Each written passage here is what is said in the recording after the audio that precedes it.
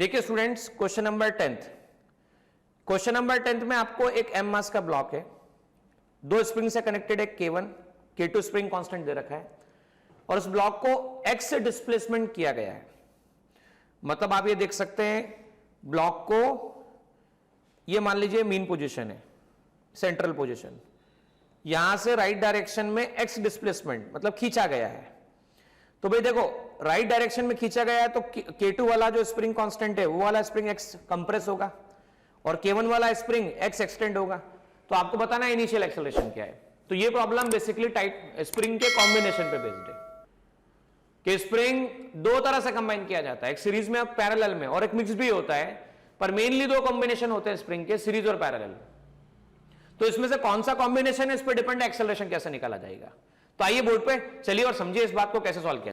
देखिए स्टूडेंट, ये समझने से पहले समझते हैं कि कॉम्बिनेशन ऑफ स्प्रिंग कितने टाइप के होते हैं। कॉम्बिनेशन ऑफ स्प्रिंग दो टाइप के होते हैं, एक होता है सीरीज और दूसरा होता है पैरेलल।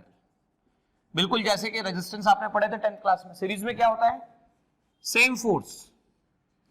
अब देखो, अगर आपको ये डिटेल में समझना हो कि सीरीज और पैरेलल कॉम्बिनेशन का प्रॉपर डेरिवेशन क्या है या किस तरह से होता है, तो इसको डिटेल में आप समझ सकते हैं।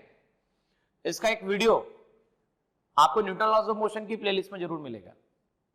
लेकिन यहां पे मैं शॉर्ट क्वेश्चन, क्योंकि हम न्यूटन लॉज ऑफ मोशन के प्रॉब्लम डिस्कस कर रहे हैं केवल, तो यहां पर ब्रीफ में बताऊंगा, शॉर्ट में बताऊंगा, लेकिन वो इतना सफिशिएंट होगा कि प्रॉब्लम आसानी से सॉल्व होगा। जब सेम फोर्स अप्लाई होता है तो हम कहते हैं सीरीज में, और जब सेम एक्सटेंशन और कंप्रेशन होता है, सेम एक्सटेंशन और कंप्रेशन, तो हम इसे पैरेलल कॉम्बिनेशन में कहते हैं। अब आप सोचेंगे सर कैसे, तो समझाता हूं। देखिए भाई, मान लीजिए ये स्प्रिंग है, पहला स्प्रिंग है जिसका स्प्रिंग कांस्टेंट K1 है, यहां से अटैच कर दिया आपने। दूसरा स्प्रिंग है जिसका स्प्रिंग कांस्टेंट K2 है।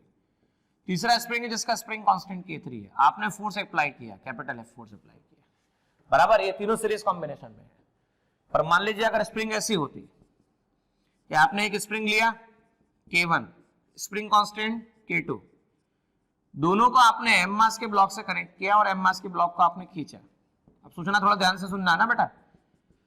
मान लो आपने यहां से खींचा, यहां से पकड़ के खींचा। अब ये ब्लॉक मान लो 5 सेंटीमीटर डिस्प्लेस हुआ, तो आपको पता है ये है 1, ये है 2, ये है 3 और ये वाला 0.4 मान लेते हैं। भाई अगर ब्लॉक 5 सेंटीमीटर आगे जाएगा, ब्लॉक 5 सेंटीमीटर आगे जाएगा तो 2 वाला पॉइंट भी 5 सेंटीमीटर जाएगा, 2 वाला पॉइंट भी 5 सेंटीमीटर जाएगा, 4 वाला पॉइंट भी 5 सेंटीमीटर जाएगा। तो सेम क्या हुआ? सेम एक्सटेंशन हुआ। सेम क्या हुआ? एक्सटेंशन हुआ, पैरेलल कॉम्बिनेशन। अच्छा, यहाँ फोर्स सेम कैसे हुआ? क्योंकि आप यहां मानते स्प्रिंग मासलेस है। स्प्रिंग क्या है बच्चों? मासलेस है, ऐसा हम मानते हैं, बराबर है। तो जब स्प्रिंग मासलेस होती तो फोर्स सेम कैसे होता है, समझना। भाई आपने खींचा, खींचकर आप छोड़ देते तो डेफिनेटली यहां से स्प्रिंग फोर्स लग रहा होता है Fs। खींच रहे थे तो स्प्रिंग फोर्स यहां से Fs लग रहा है। तो देखिए ये रहा आपके पास ऐसा कैपिटल फोर्स इधर की तरफ, Fs इधर की तरफ। आपने एक्सेलरेट करना चाहा इधर की तरफ, समझने पे ध्यान देना। मैं Fs1 कह देता हूं, Fs3 कह देता हूं, थर्ड स्प्रिंग ने जो फोर्स एक्सर्ट किया। कैपिटल फोर्स F लगाया, Fs3 इस तरफ आया, सिस्टम एक्सेलरेट इधर हुआ। Larger force minus smaller force, mass into acceleration, mass of spring multiply by acceleration. और आपने तो मासलेस माना है, मासलेस माना तो देखो फर्क क्या पड़ जाएगा। तो मासलेस मानने पर फर्क ये पड़ जाएगा कि फोर्स की वैल्यू जो यहां पर होगी वही यहां पर होगी, और जो यहां पर होगी वही फोर्स की वैल्यू यहां पर होने वाली है। ठीक है ना स्टूडेंट्स? तो इस तरह से हर जगह पे फोर्स सेम होगा। तो जब स्प्रिंग सेम सीरीज कॉम्बिनेशन में होती है, बराबर है, सीरीज कॉम्बिनेशन में होती है तो इसका इक्विवेलेंट कैसे निकालते हैं? अच्छा, अगर स्प्रिंग सीरीज कॉम्बिनेशन में होती है तो इसका इक्विवेलेंट, इक्विवेलेंट का मतलब तीनों को हटा के एक अकेला स्प्रिंग लगाना। भाई तीनों को हटाओ, एक अकेला स्प्रिंग लगाओ, इक्विवेलेंट कहलाएगा। तो इन तीनों को हटा के एक अकेला स्प्रिंग जो लगाएंगे, उसका स्प्रिंग का जो कॉम्बिनेशन है वो निकाला जाता है। सीरीज में जब होता है तो K1 1/K1 plus 1/K1 plus 1/K2 plus 1/K3, ये सीरीज के लिए। और अगर पैरेलल होगा तो क्या? पैरेलल होगा तो K1 plus K2 plus K3 जो भी होगा आपके पास में।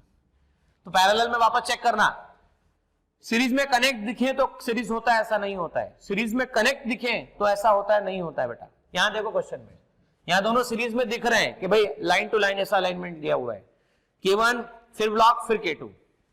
ऐसे चेक मत करना कभी भी। चेक कैसे करना, ब्लॉक को डिस्प्लेस करना, कनेक्टिंग पॉइंट का डिस्प्लेसमेंट देखना। ये 5 सेंटीमीटर ब्लॉक गया तो 2 वाला भी 5 सेंटीमीटर जाएगा, 4 वाला भी 5 सेंटीमीटर जाएगा। अच्छा 2 भी 4 सेंटीमीटर, 5 सेंटीमीटर, 4 भी 5 सेंटीमीटर, सेम एक्सटेंशन हुआ है, तो सीरीज कॉम्बिनेशन, पैरेलल कॉम्बिनेशन। आइए समझते हैं इस क्वेश्चन को। अब आप समझ पाएंगे इस क्वेश्चन में किस तरह से क्या है। चलिए देखिए, सेंटर पे जो एम मास का ब्लॉक है आप उसको डिस्प्लेस करना चाह रहे हैं। सेंटर के एम मास के ब्लॉक को आपने डिस्प्लेस किया, मान लीजिए इस तरफ। डायग्राम कुछ इस तरह से कंस्ट्रक्ट भी हो रहा है। होना चाहिए था ब्लॉक यहां पर ब्लॉक को आपने यहां से डिस्प्लेस कर दिया, एम ब्लॉक को, एक्स। तो क्या फर्क पड़ा, ध्यान से देखो। ये कनेक्टिंग पॉइंट मान लेता हूं 1, ये कनेक्टिंग पॉइंट मान लेता हूं 2। खींचकर आप यहां तक ले आए, ठीक है ना। तो आप देखो यहां से एक्स एक्सटेंशन हो गया, और ये जो ब्लॉक था आपके पास में आपने खींचा यहां तक, तो ये ब्लॉक इस तरफ चला जा चुका है, इस तरफ जा चुका है। यहां देख सकते हैं आप, ये ब्लॉक एक्स एक्सटेंड हुआ है, तो ये ब्लॉक एक्स कंप्रेस हुआ है, ठीक है। तो आपने इसको डिस्प्लेस किया तो यहां हुआ कंप्रेशन, यहां खींचा तो यहां हुआ एक्सटेंशन। तो जितना कंप्रेशन उतना ही एक्सटेंशन, और जितना कंप्रेशन उतना ही अगर एक्सटेंशन, तो कौन सा कॉम्बिनेशन। तो अभी जस्ट मैंने बताया पैरेलल कॉम्बिनेशन होता है। पैरेलल होता है तो दोनों को हटा के, अरे भाई दोनों को हटा के एक अकेला स्प्रिंग लगाया जा सकता है जिसका कॉम्बिनेशन K1 प्लस K2 दिया जाएगा। तो मैं कह सकता हूं नेट स्प्रिंग फोर्स जो आएगा वो आएगा Kp into extension. Net spring force mass into acceleration, negative sign minus K1 plus K2 multiply by extension. Acceleration की वैल्यू आएगी minus K1 plus K2 divide by m multiply by extension. ये आपके पास में एक ही वैल्यू निकल कर आएगी। Negative sign क्या बताता है कि एक्सटेंशन या compression applied force opposite direction में, बराबर है। अप्लाइड नहीं, स्प्रिंग फोर्स ऑपोजिट डायरेक्शन में। अब देखो उसको वेरीफाई भी करते हैं हम लोग किस तरह से होता है। भाई मान लो एम मास का ब्लॉक है, ठीक है ना। अब एम मास का ब्लॉक है तो उसमें क्या फर्क पड़ने वाला है, चेक करना ध्यान से। भाई ये एम मास का ब्लॉक है, ठीक है। आपने इसको एक्स कंप्रेस किया तो आपका एक्सटेंशन इधर की तरफ हो रहा है, और आप ब्लॉक को छोड़ दें तो स्प्रिंग फोर्स इधर की तरफ लग रहा है। दोनों के बीच का एंगल चेक कर लो, तो दोनों के बीच का एंगल 180 डिग्री।